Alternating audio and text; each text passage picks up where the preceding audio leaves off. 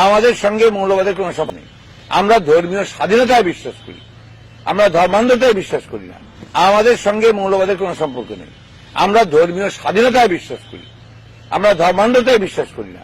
বাংলাদেশে কোন জঙ্গি আছে বলে আমি মনে করি না। হ্যাঁ, মৌলবাদ আছে, মৌলবাদকে উস্কানি দিয়ে মৌলবাদকে প্রশ্রয় দিচ্ছে, আওয়ামী লীগ দিয়েছে। আজকে কেন এই সমস্যা তৈরি হয়েছে? ডাবল স্ট্যান্ডার্ড করলে তো হবেই। এরা ফতোয়া আপনার করলো, জারি করা যাবে বলে গত নির্বাচনে আপনার চুক্তি করেছে। তাদের যে মহাজোটের 14 দলের মধ্যে তাদের মধ্যে ইসলামিক মৌলবাদী দলগুলো নেই। তার এই ধরনের ডাবল স্ট্যান্ডার্ড কথা বলতে কোনো লাভ নেই। আমাদের সঙ্গে মৌলবাদের কোনো সম্পর্ক নেই। আমরা ধর্মীয় স্বাধীনতায় বিশ্বাস করি, আমরা ধর্মান্ধতায় বিশ্বাস করি না। নির্বাচন কমিশন যতদিন আছে আর আওয়ামী সরকার যতদিন আছে কোন নির্বাচন সুষ্ঠু হওয়ার কোন সম্ভাবনা নেই। মানে আপনারা জিজ্ঞেস করে তাহলে নির্বাচনে যাচ্ছেন কেন? নির্বাচন না গিয়ে তো আমাদের উপায়ও নেই। কারণ হচ্ছে আমরা একটা নিরপেক্ষ আপনার উদারপন্থী গণতান্ত্রিক দল।